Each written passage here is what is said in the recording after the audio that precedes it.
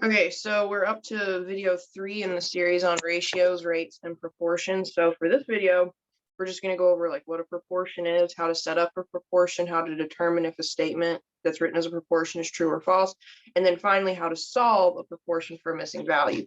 And then the fourth and last video will be on word problems. All right. So, okay, a proportion. Well, let me go to a different color ink. So a proportion is a statement where two ratios or rates are equal.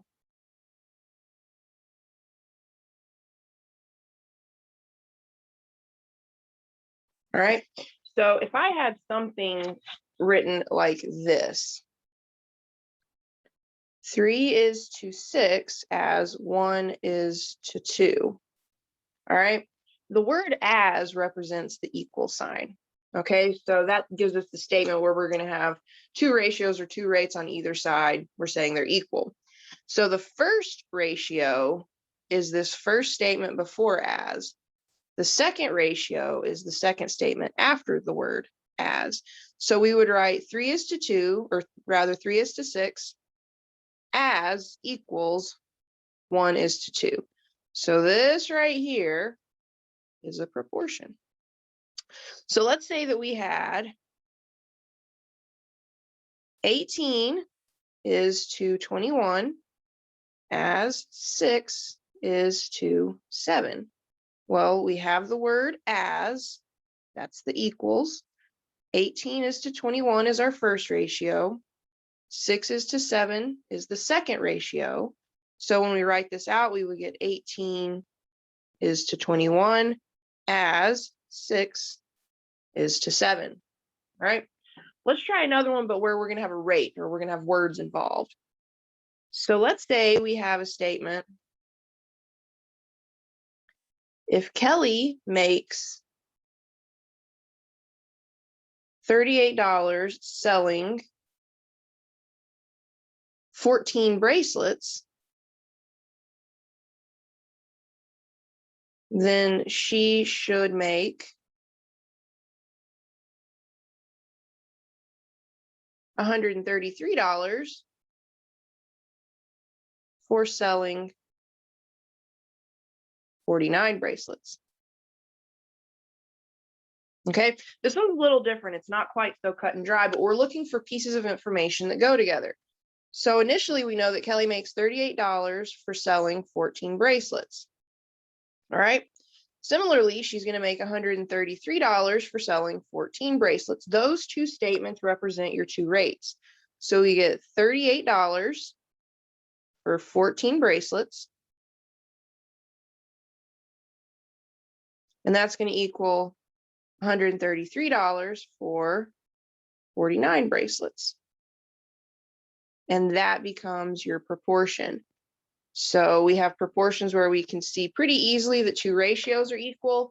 And then we've got another proportion that's kind of mixed up in a word problem where we can see two rates are equal. That's all there is to setting up a very simple proportion. Now, the next thing you need to do is determine if a statement is or is not a proportion.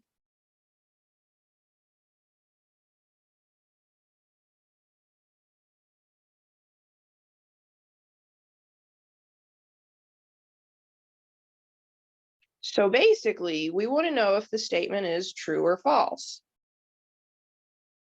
And there's an easy way to determine. So we're going to recall way back from when we were dealing with fractions. Two fractions are equal. Whoops. So two fractions are equal if their cross products are equal.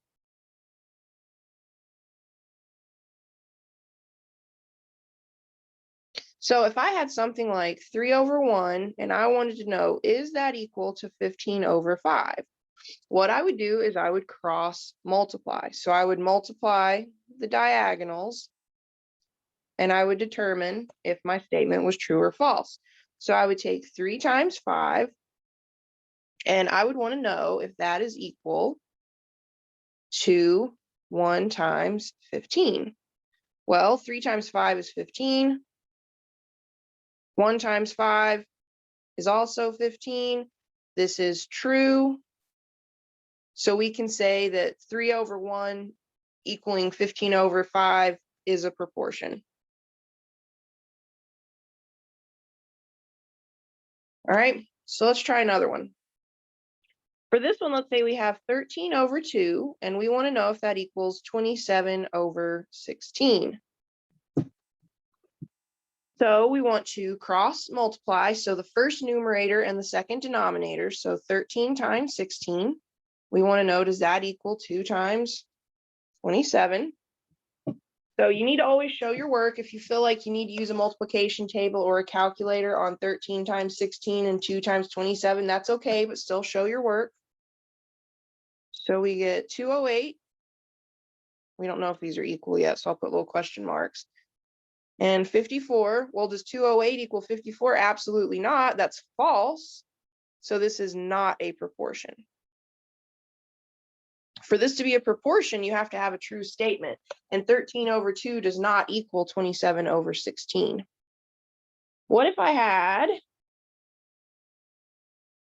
22 over 41, and I wanted to know if it equaled, 24 over 51? Well, the same thing, we cross multiply. 22 times 51. We want to know, well, shoot. I was putting a question mark there. We want to know if that equals 41. Good grief. So we want to know if that equals 41 times 24.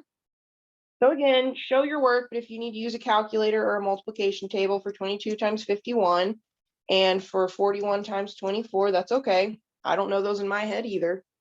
So we get 1,122 and 984. That's not true. It's a false statement. Therefore, this is not a proportion. Let's do one more. Let's say we have 108 over 138, and we want to know if it equals 90 over 115. So we again cross multiply. So I take first numerator, second denominator. I want to know if it equals first denominator times second numerator. So again, show your work, but then you can use a calculator on the calculations. I am. So we get 12,420, and then we get 138 times 90, which is 12,420. This is true. So we would say this is a proportion. And that's it. So this goes back to what we learned about when we were dealing with fractions. If you need to know if two fractions are equal, you just check their cross products. If the cross products are the same, your two fractions are equal. And that's exactly what we need to do with proportions. We want to make sure those two fractions or those two ratios or rates are equal so we can do the same thing with cross products. Okay. One more. Since opening, this is going to be a word problem this time. So since opening, Central High School has won 144 basketball games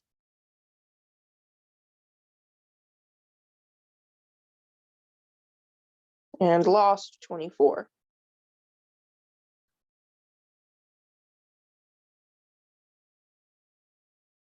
For Westside High School, they have won 28 games and lost 6. Are the ratios of lost games, I'm having a hard time this morning, lost games to wins the same? So basically, since these schools opened, Central High School's obviously been open longer. They've won 144 basketball games and lost 24. For Westside High School, they have won 28 games and lost 6. Are the ratios the same? We could set up a proportion. So for Central High School, we'll look at it in red. For West Side High School, we'll look at it in blue, and we'll be able to easily compare these two ratios. So we want lost over wins. So 24 losses over 144 wins. And we want to know if that is equal to 6 losses over 28 wins. All right. Notice when I set up these ratios, I set them up the same. So when you're dealing with a proportion where, or these rates, when you're dealing with a proportion where you're dealing with rates where units matter, the units need to line up horizontally. Okay. That's really the only condition. So if I start with losses in the first rate, I need to start with losses in the second rate. And this problem was set up where we really did need to do lost games over wins.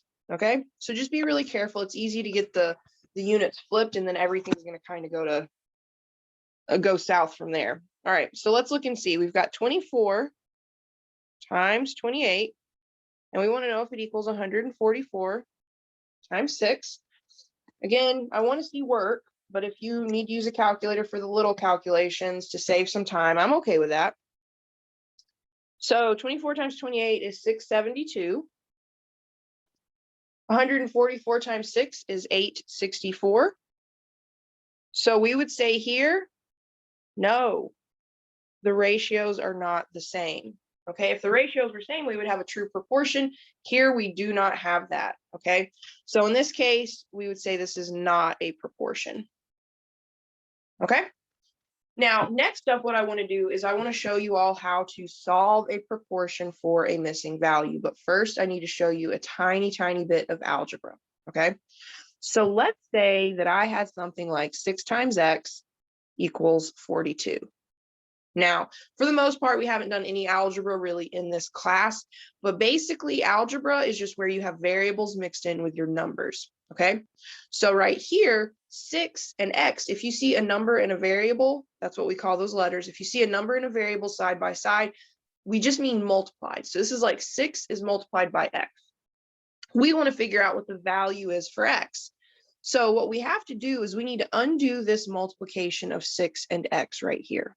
Okay, so when you're solving in algebra, it's a game of undo. So how do we undo what is happening to the variable? That's kind of your mission and your goal from start to finish.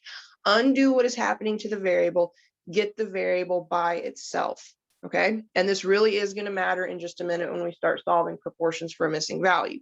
So I have 6 times x. Well, I need to undo that multiplication. And in math, the way we undo multiplication is we divide. But when you're dealing with algebra, the left and the right side of this equation, this is what we would call 6x equals 42. The left and the right side, even though they look different, they are equal. We have to maintain that equality from start to finish.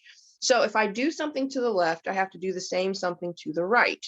So a couple of things happening here. We need to undo the multiplication of 6 and x. The way we undo multiplication in math is with division, and we have to maintain this equality from start to finish. So if I divide something on the left, I have to divide something on the right. Okay, so what I would do here is I would quite literally divide the left-hand side by 6. Okay, that 6 in 6x is called the coefficient. So whatever number the variable is being multiplied by is the coefficient. And we want to multiply both sides of this equation by 6. Well, right here, we just have 6 divided by 6 on the left. Well, 6 divided by 6 is really just 1. So I'm left with just 1x. 42 divided by 6 is 7. So that tells me if I took 6 and I multiplied it by 7, that will give me my 42. So we would say here that x is equal to 7. Let's try another one. So let's say I have 6 times x again, but this time I'm equal to 25.2. So again, we've got this equation, 6x equals 25.2. 6 is being multiplied by x. That means 6 is the coefficient of x. I need to undo that multiplication of 6 and x. The way I undo multiplication is division. And to maintain equality, if I do something to the left, I have to mimic that something on the right. Well, 6 divided by itself over here on the left gives me just 1. So I'm left with 1x equals And then 25.2 divided by 6, I get 4.2. So the answer here, if I take 6 and I multiply it by 4.2, I will get 25.2. And you can check this easily. Take 6, multiply it by 4.2. And sure enough, if I multiply 4.2 by 6, I get 25.2. Let's try maybe 2 more, and then we'll move on to solving proportions.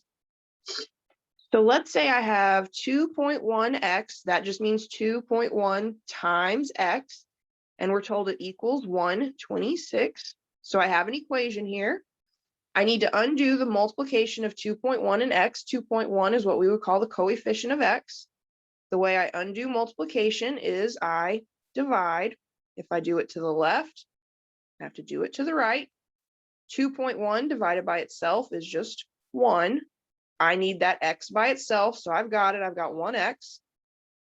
And then the 126 divided by 2.1, I get 60. So if I multiply 2.1 by 60, I'll get my 126. Let's prove it. Take 2.1, multiply it by 60. And if I take 2.1 and I multiply it by 60, sure enough, I get 126. Now, there are some cases where the coefficient, all right, and the coefficient was the 6, the 2.1. There are some instances where the coefficient is a fraction, and it's a little different what you do. So let's say that we have 6/7 times x equals 26. All right. Well, you have to, again, go way back to what happens with fractions. When you divide by a fraction, what you really do is multiply by the reciprocal. So remember, division by a fraction equals multiplication by the reciprocal. So right here, we've got 6.7 or 6/7. Sorry, let me start again. So right here, we have 6/7 times x. We need to undo the multiplication of 6/7 and x. So we would divide by 6/7. Well, dividing by 6/7 is the exact same as multiplying by the reciprocal. So if I do something to the left, I'm going to do the same something to the right. Okay. And now here on the left, the 7s cancel, leaving a 1. The 6s cancel, leaving a 1. 1 times 1 times x is just x. Now, on the right, we need to reduce. This is kind of like 26/1 times 7/6. Well, 6 and 26 have a 13 or a 2 in common, bless my heart. So 26 and 6 have a 2 in common. So I'm going to divide both by 2. 26 divided by 2 is 13. 6 divided by 2 is 3. So what I really have is 13 times 7/3. We want to simplify that a little bit.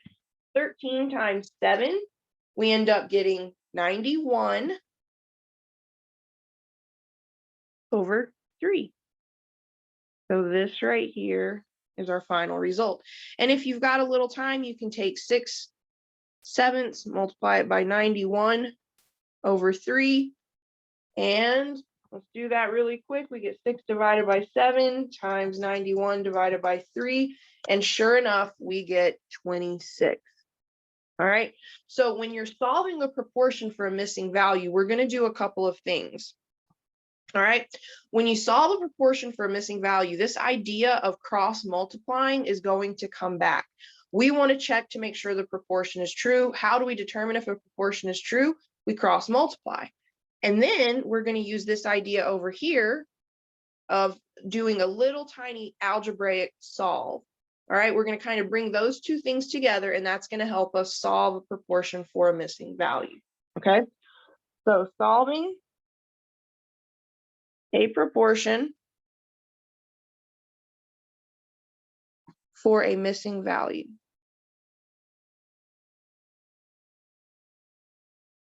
Step 1, cross multiply. Step 2, solve. Okay, it's really that simple. So let's start with a super easy example. So let's say we have the proportion x/30 equals 2/5. So basically you can see here that we have a proportion, but one value is missing. Our job is to determine the value for X so that this is a true proportion. So what we do is we cross multiply, and I always cross multiply so that the variable is going to be on the left. It doesn't really matter at the end of the day, but we look at X and 5. The way you multiply X and 5 is you just write them side by side, number first, X second. Then we're going to multiply the other diagonal. So the first denominator, second numerator, and we're going to get 30 times 2. So we'll clean it up a little bit. We get 5 times X equals 60. And now we have something that looks like what we did on the last slide, like here and here, here and here. So we want to undo the multiplication of 5 and X. We undo multiplication with division. I do this on both sides. 5 divided by itself is 1. I'm left with 1x. 60 divided by 5 is 12. This tells me right here that the value that makes this proportion true is 12. And you could check this, all right? You don't have to check them, but always know that you can. So the way you check this is go ahead and put that 12 in the numerator. And then let's cross multiply again and make sure that we do get a true statement. So we get 12 times 5. We want to know, does that equal 30 times 2? Well, 12 times 5 is 60. 30 times 2 is 60. We get a true statement. So that means X equals 12 is very much the answer to this proportion. Okay, that's the value for X. It's going to make the proportion true. Let's try another one. Let's say we have 11 over 66. And that's going to equal X over 9. Okay, so just like in the previous example, we're going to start by cross multiplying. So I'm going to get 66 times X. So I do this multiplication first. I'll do this multiplication second. So that's going to equal 11 times 9. So I get 66X equals 99. All right. I then want to divide by the coefficient of X. So what's being multiplied by X? 66. So 66 is the coefficient. All right. The 66 cancel, leaving behind a 1x. And then 99 divided by 66, I get 1.5. So there's our solution. If we rewrite and put 1.5 right here for X, we would have had a true proportion. All right. And you can check it. You don't always have to check, but just so you know, we would take 11 over 66 equals 1.5 over 9. We would cross multiply. We would check our cross product. 66 times 1.5, sure enough, is 99. So this is true. All right. Let's look at some more examples. So let's say that we have 80 over 160, and it's equal to 1.5 over X. So we would cross multiply again. I would get 80 times X equals 160 times 1.5. We need to clean this up a little bit. So 160 times 1.5, we get 240. Now, really bad habits that students get into is they don't show their steps. You could absolutely, if you get into the routine, you could just plug all this into your calculator and get an answer. Most instructors aren't going to be interested in that. Most instructors want to know that you understand the steps. Me personally, I want to see your work. So I want to see all of these steps worked out. Now I need to undo the multiplication of 80 and X. So I divide both sides by 80. The 80s cancel, leaving behind a 1x. And then 240 divided by 80 is 3. So there you have it. All right. Let's try another one. So let's say I have 21 over 4 equals X over 6.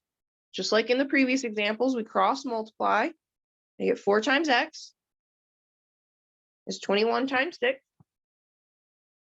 21 times 6 is 126. So I get 4x equals 126. I need to undo the multiplication of 4 and x. So I divide. And remember, if you do something on the left with an equation, you have to do the same something on the right. The 4's cancel, leaving behind 1x. And then 126 divided by 4 is 31.5. And that's it. It's a handy thing to know how to solve a proportion because obviously you're going to do it now in this unit. But when you start looking into percents, there's a way to solve a percent using a proportion. So it's kind of nice to know how to do this. All right, let's try another one. Let's say I have 1.8. Let me go back to black. So let's say I have 1.8 over x equals 2.7 over 19. And the directions here say round to the nearest tenth. Read your directions carefully. Every now and then they're going to tell you something like this. And generally, if you see directions like this, it just means your answer is going to be something kind of nasty. And so they're just going to give you a shortcut. They're going to be like, hey, just round your answer. No big deal. So we cross multiply. I get 2.7 times x equals 1.8 times 19. So we clean up a little bit. 1.8 times 19 is 34.2. So I get 2.7x equals 34.2. I need to undo the multiplication of 2.7 and x. So I divide. And remember, if you do it to the left, you got to do it to the right. The 2.7x's cancel, or the 2.7's cancel, leaving 1x. And then 34.2 divided by 2.7 is nasty. So we get 12.66666 repeating. Now remember, the directions said round to the nearest tenth. So this digit right here is in the tenths place. We look one digit to the right. We have another 6 that tells us to round up. So we would say x is approximately 12.7. All right. So look for those instructions where it tells you to round. They're kind of giving you a little warning that, hey, your answer is going to be nasty. Just take it easy and round it. All right, let's do another one like that. So let's say we have 11.6 over 12 equals x over 8. We want to cross multiply, so I get 12 times x equals 11.6 times 8. So 12x, and then 11.6 times 8, I get 92.8. And then I want to undo the multiplication of 12 and x. So I divide both sides by 12. All right, 12's cancel, leaving me a 1x. And then this problem, just like the previous one, said round to the nearest tenth. All right, so let's see what we get. 92.8 divided by 12. I end up getting 7.73 with the 3 repeating. So if I wanted to round that, whoops. This is the value that needs to be rounded right here. That's the tenths place. So looking to the right of that, I have a 3. That 3 tells me I want to round down. All right. So my answer is going to be approximately 7.7. And there you have it. All right. So another type of proportion you can see, and this is probably going to be your least favorite. It generally is for most students, but it's worth knowing. All right. So we have proportions where the individual values are either fractions or mixed numbers. So for instance, let's say we have 5 3/4 over x equals 7 1/2 over 3 1/3. Okay, so this complicates the whole process. It doesn't make it necessarily harder. It just makes it have more steps. Okay, but you know how to do everything because you've already passed and understand fractions at this point. We still cross multiply. So I would get 7 1/2 times x equals 5 3/4 times 3 1/3. What a lot of students try to do is they try to convert these to decimals, and that would be fine as long as you did not have a repeating decimal. But here we have a repeating decimal. 1/3 is 0.3 repeating. So you cannot just simply convert these to decimals. You have to keep them in their fraction form. So what we're going to do right off the bat is we're going to convert all of these mixed numbers to fractions, because when you're multiplying and dividing fractions, or rather when you're multiplying and dividing mixed numbers, they have to be converted to improper fractions. So let's start there. For 7 1/2, I want to take the 2 and the 7 and multiply. So 2 times 7 is 14. I add the numerator, which gives me 15 over the original denominator of 2. For 5 3/4, I take the 4 and the 5 and I multiply. 4 times 5 is 20, plus 3 is 23. And I put that over the original denominator of 4. All right. For 3 1/3, I take the 3's and I multiply them. So I get 3 times 3 is 9, plus 1 is 10 over the original denominator of 3. Now remember, when your coefficient, let's go back to this one right here. So if we look at this example right here, when our coefficient was a fraction, so the coefficient on x was 6/7, and I said, hey, when you divide by a fraction, you really multiply by the reciprocal. So instead of showing the actual division of 6/7, we just jump straight to it where we multiplied by the reciprocal. We can do the same thing here. So for us, we can go ahead and multiply by the reciprocal of 15 halves, which is 2/15. So I'm going to do that on both sides. All right. So the 2's cancel, they become 1. The 15's cancel, they become 1. So over here on the left, we've already got it as just 1x. And then we're going to start looking at the 23/4, 10/3, and 2/15, and we're going to look for stuff that could potentially reduce. Okay, so I see a 2 and a 4. They both have a 2 in common.